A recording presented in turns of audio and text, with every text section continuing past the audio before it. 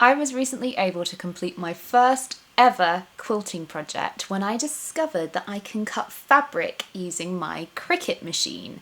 Now, figuring that out was a whole process, and I talk about that in the previous video in this series where I cut and sew the blocks for the Tilda Campervan cushions. But at the end of that video, I only got as far as sewing up the actual blocks themselves. I still need to do all the finishing, so let's dive back into this project and turn these finished blocks into some finished cushions ready to give to my friends.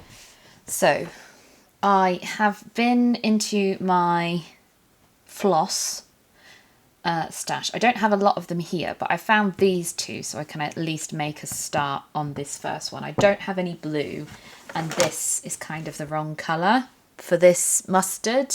I might be able to do these two with it, but I thought let's start with this one at least and have a kind of first go so I can figure out if I like it or not, and I want to do it again on the second one. So I've used my water-soluble pen and various rulers of mine. I've basically copied partly what's in the pattern and partly what Stitch with Rachel did, which is I've done the little swoopy bits in the windows as best I can.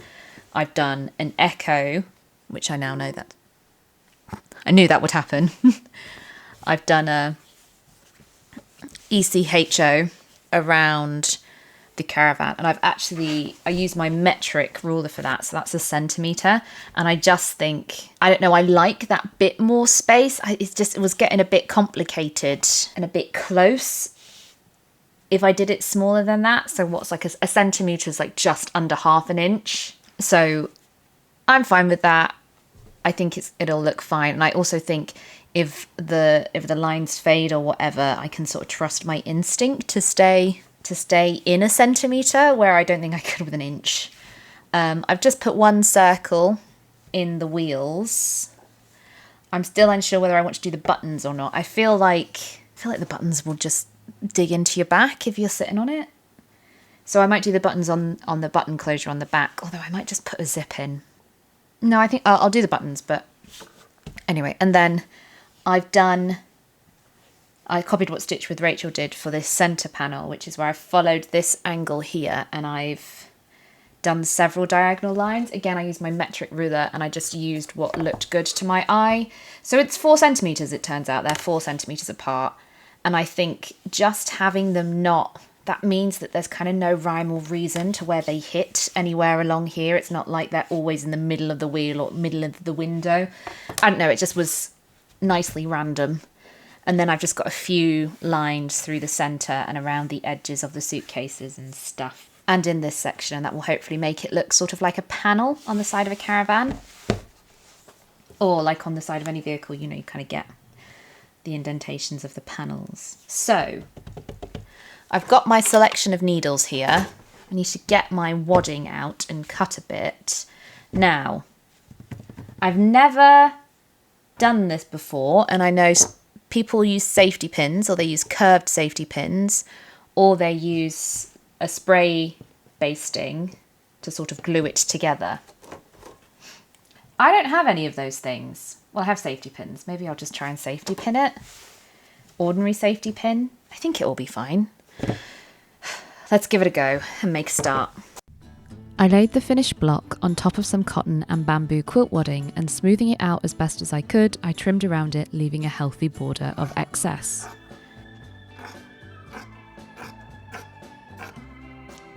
Then, starting in the centre, I began safety pinning the patchwork block to the wadding.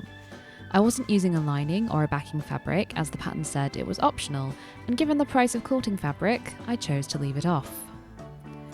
I learnt from Kate at the last homely house that the pins needed to be about a hand's width apart and to smooth from the centre. I wasn't very precious about it because it's only a small piece. I'm sure that's fine. Then, using 3 strands of embroidery floss, I began following the lines I had drawn on with a running stitch.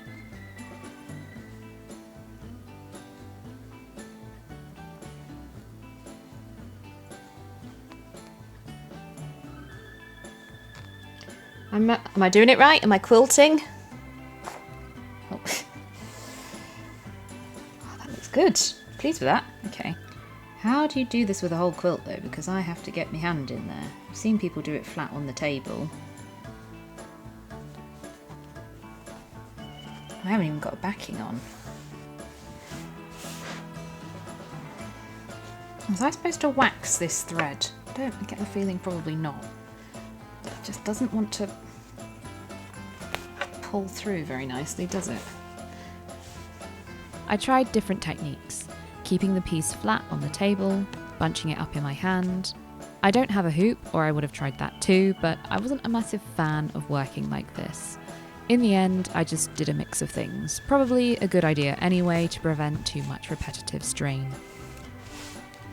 So, first one finished. For my first ever attempt at hand quilting, I'm quite pleased with it. I think it looks cute. I'm not sure what I'm supposed to do with the edges. Do I machine round it? Do I tack it by hand? I need to try and wipe off all the pen marks as well, but I'm not going to do that until I've done the next one. I have marked up the next one now, and I've been to get more embroidery thread in various colours. So I think I'm going to do all the hand quilting on that one now, and then come back to this one and finish them off together, just because I think that's going to be more efficient. It's cute though, right? I'm really pleased with it. The one thing, I showed Woody, and he likes them, and he had one criticism, which is fine. Don't worry, that's not a sackable offence for him, because I agree. They're both facing the same direction, and I feel like, given that there's two of them on a bed or a sofa or something, I feel like it would have been better if they were facing in towards each other. However, I also know that, when I watched that video from Stitch with Rachel, she talked about that's not explained in the pattern and you have to figure it out for yourself. Maybe they've updated it, I don't know. But I do not know enough about quilting to be able to figure that out for myself. And Woody and I were talking about it could I have just cut all the pieces on the reverse? You know, when you do a double layer and you cut out two fronts or whatever when you're doing a sewing pattern. Could I have done that? And I was like, maybe. But then because it's all made of squares and rectangles anyway, if it's a rectangle that's the other way around, it's still a rectangle. So I've got to change the way I sew it rather than the way I cut it, I think, anyway. So yes, I think it would have been better if they faced in towards each other or out away from each other. I suppose that could have been, maybe in towards each other would have been better. Anyway, it is what it is. I'm gonna get this one on the wadding and start hand quilting it on the sofa with my audiobook, because it's a very bad day for pain and I just want to be comfy. So then the same thing all over again. Like when I had pinned them, I tried to start the quilting towards the centre and worked outwards to avoid things moving. I think I did okay at this. It wasn't entirely smooth, but as I had left that excess around the block, I could just readjust the pins as I went.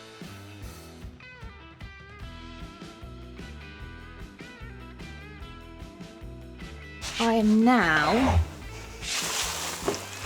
getting everything together to finish the backs.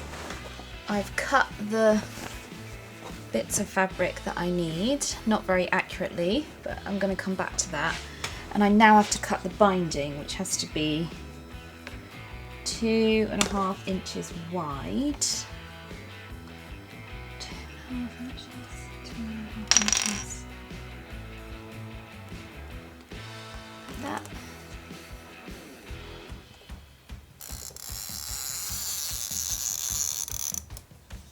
Just a reminder to all the quilters watching this who are appalled at my chalk and scissors method and are currently shouting at the screen how much easier it would be to use a rotary cutter.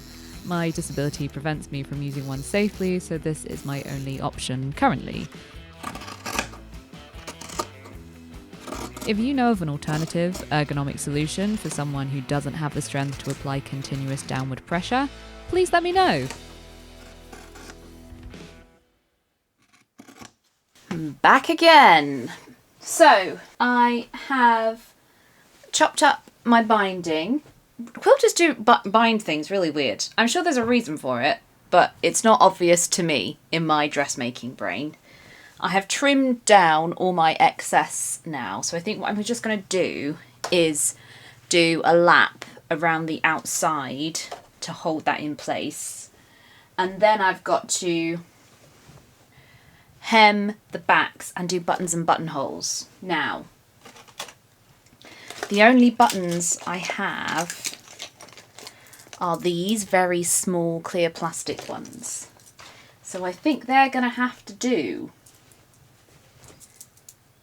But I quite like how unimposing they are. I think for a cushion, I think it will be fine. So I've got quite a lot of machining ahead of me. Wish me luck. I used a longer stitch length to do my lap of honour, just as a sort of basting stitch to hold the layers in place.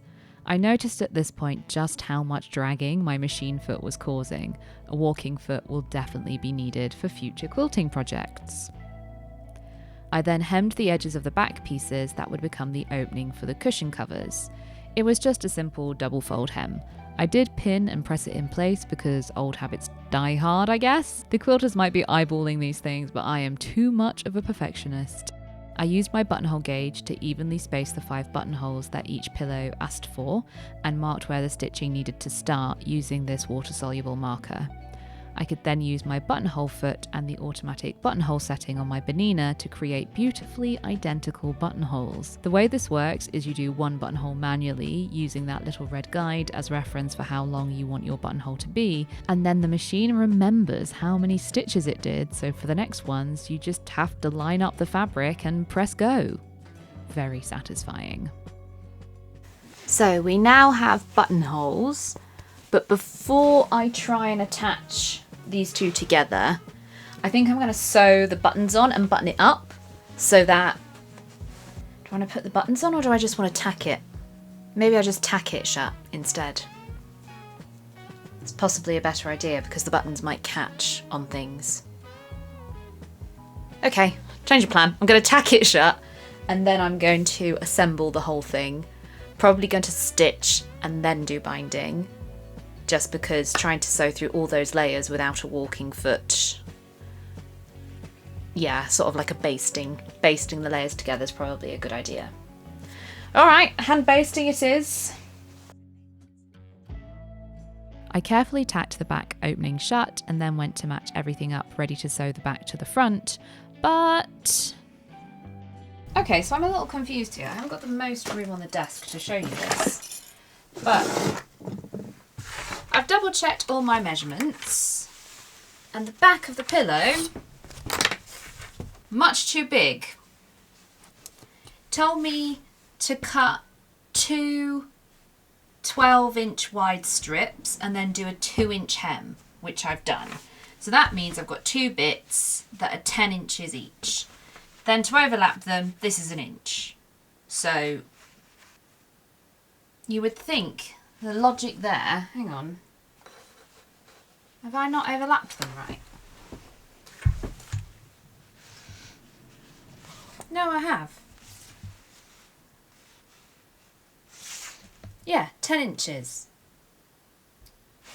But the finished size, the finished dimension it gives is 16 3/4 inches, which is approximately, I mean mine's a bit on the small side, but or was it 16 1/4? Anyway, I've got the right finished measurements for the front, but how on earth are they expecting me with 1 inch of overlap to attach that? Doesn't make any sense. And like, I know I didn't cut the width very accurately. I was just going to smooth it out and hope for the best. But the length, I'm really annoyed about because I've already trimmed this one down. I'm losing like 4 inches of fabric. And this is expensive shit. So I don't really know what to do. Is it supposed to be too long to like allow for the swell of the pillow pad? But it doesn't say that. I don't really know what to do. Okay, so I've been to get one of the cushion pads that I've bought for these, and it will fit. So I think basically I'm going to smooth this out a bit. Perhaps I should pin rather than clip. It does mean that these buttonholes are going to be a bit close to the edge, but oh well. So I'm just going to smooth and trim. Smooth, sew, then trim. I think just to be on the safe side. I've never used a quilt pattern before, so I don't know whether sort of the like assumption that you trim it to the finished size is implied with a quilt. Is it a bit like, you know, when you buy a garment sewing pattern and it doesn't tell you to finish the seams? It's just sort of implied that you should know how to do that. But I, as a beginner quilter, don't know what I'm doing. So, is that what's happening here? Who knows? Just going to turn the stitch length up for this, seeing as we are essentially basting.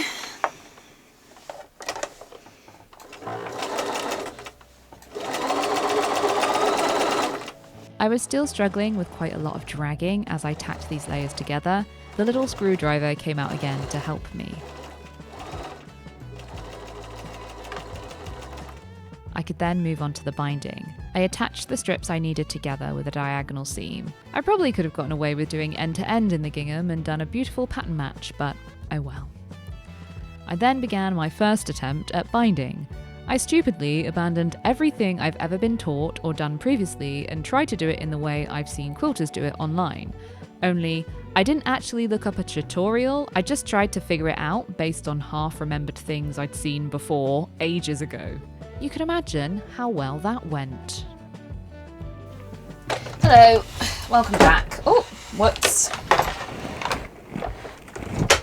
So, I made a bit of a pig's ear of the binding yesterday on this one. So it's clipped in place to be hand sewn down. I messed up one of the corners. I then unclip the clip to find out which one it is. I think it's this one. Basically, quilters do their binding in a way that makes no sense to me as a garment maker. And so I tried, rather than doing what I know and being confident, I was like, oh, I'll try and do what the quilters do. And yeah, I couldn't let go of, well, basically I left too much sort of ease in the corners. I then trimmed one and was like, ah, shit, now that's not going to work at all. So yes, I wish I'd just done what I knew for binding, because the instructions in the pattern just said bind in the usual way. Great. I ended up having to trim it down as well. Oh, it's been a bit of a... It is what it is. Anyway, I know better for my second attempt. So I'm going to smooth this one out again, like I did with the previous one, and pin it in place, trim my excess fabric off, and then baste it and do what I've done on this one, but hopefully no more mistakes. So I just dislike how wasteful this is of fabric. You're constantly having to trim bits off. Maybe I'm just too precious. Maybe I need to just get over myself.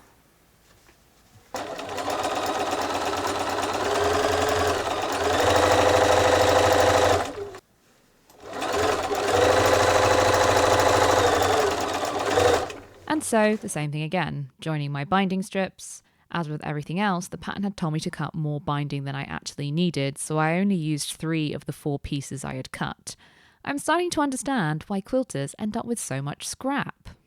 I mentioned earlier the funny way quilters do binding. Well, these strips get pressed in half, so they're a double layer, and then get attached right sides together, but sewn through both layers of the binding, and then turned over the raw edges and stitched down. It seems bulky to me, but maybe it's to make the edges more hard-wearing. If you know why this method is so common, please let me know. I chose to hand sew the binding down because of all that bulk and my previously mentioned lack of walking foot. I didn't fancy trying to top stitch through all those layers. But then the cushions were complete. Here they are, they're finished. Woo! I have put them through the washing machine on gentle. So they are machine washable. I was a bit worried the colours might run, but they didn't. And look, we've got a back opening. So now all that I need to do is put the cushion pads in them. Let's hope they still fit. I don't think they shrank that much in the wash. So let's hope the cushion pads fit in now that they've been washed. Oh yeah, easily. The challenging part is buttoning it back up. Should probably iron these, but I'm not going to because I quite like the way they look when they're all crinkled. To me, that's like, yeah, quilts. Oh my god.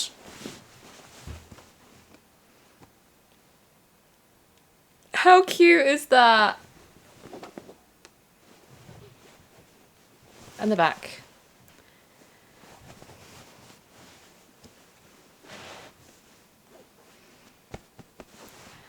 Right, the next one. Oh, I like this one. Shall we see?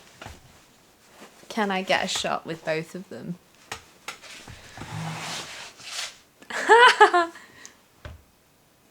That's a thumbnail.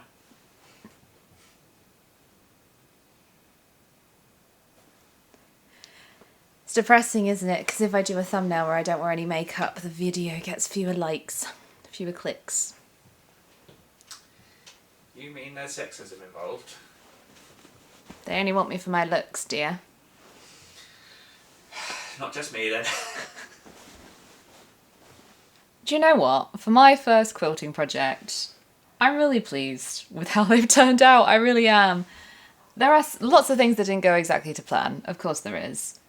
Part of that was my inexperience, and so I know that my next project will be better, and I learned a lot of this. Part of it was frustration and like the crunch of sewing these on a deadline for a Christmas gift. The Cricut worked surprisingly well. There are some aspects of it. Hang on, I'm going to put the cushions in front of it. Just know that it's there. It's there in spirit. There were some aspects of using the Cricut for quilting that were not ideal, particularly in the context of me and my particular issues with rotary cutters and things. Part of that is just the limitations of the software and the hardware itself. Part of that was user error on my part. So, for example, this one. The stripes on my caravan, this fabric going in opposite directions. Now, that's something I could have fixed in the Cricut design software if I really wanted to make sure all the lines were vertical. I could have pivoted with the orientation of all the little bits I was getting the Cricut to cut out so that they all aligned. As it is, I don't really care. And I don't think it's necessarily crucial for this project, but there might be a project where the things like the direction of the pattern would be important. And that's something that you have to anticipate before you sort of press go on the Cricut and all of that. So the next time around, I know now to be aware of this. I know in theory how to change that, so I think that will be fine. What I will say is, I don't think I would use a fabric with an obvious stripe to it. If I'm quilting with the Cricut, just because, I mean, for example, the top of the caravan here, you can see the spots.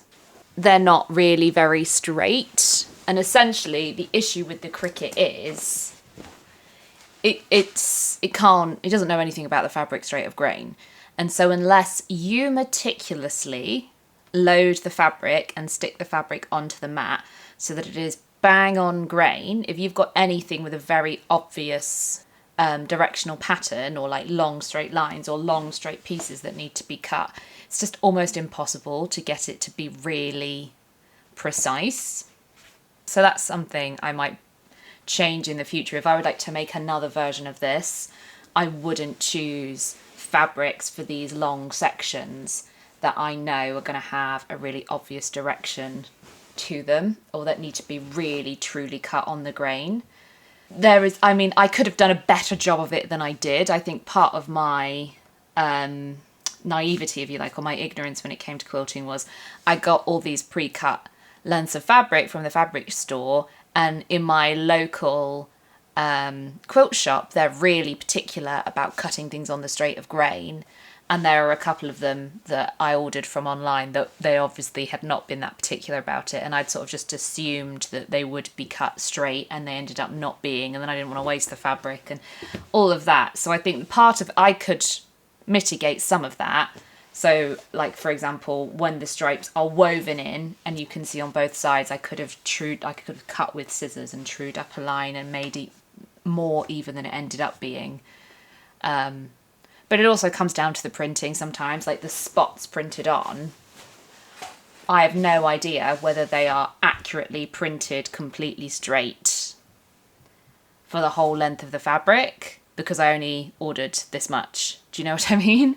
And part of it is, and sorry to keep talking about the issues of the straight of grain, but what I found fascinating was my assumption had been that the reason that quilters get away with such narrow seam allowances, being like 6mm, 1/4 inch, is because the quilt fabrics that they use don't fray a lot, but some of these fabrics really frayed, and so that really impacted my accuracy when a piece hadn't been cut particularly on the straight of grain, because it was frayed more at one end than the other, and so I'm trying to line up my 1/4 inch seam with frayed edges that are sort of sticking out all over the place. So it's not foolproof cutting the fabric with the Cricut, and my inability to use a rotary cutter was still a barrier because it meant I couldn't true things up. Like this one in particular ended up quite wonky, and had I been able to true it up, I probably would have gotten a neater outcome. But it has enabled me to do this when I never thought I would be able to. So in that sense, I'm really happy with it. And I'm looking forward to my next quilting project now. I really am. Let me know what you think of my Tilda Campervan cushions. If I did any sort of heinous quilt crimes in this video, let me know in the comments. Like pronouncing it wrong. Like pronouncing it wrong. Just a brief note to say thank you so much for supporting me this year in 2025. I really appreciate everybody who's still turning up on this chaotic YouTube channel of mine. Particular mention, of course, goes to my Ko-fi members, whose kind sponsorship of this channel meant that I could buy the Cricut machine that made all of this possible. So here's to more crafting of whatever kind takes my fancy in 2026. So here's to more crafting of whatever kind takes my fancy in 2026. Thanks for watching. See you next time.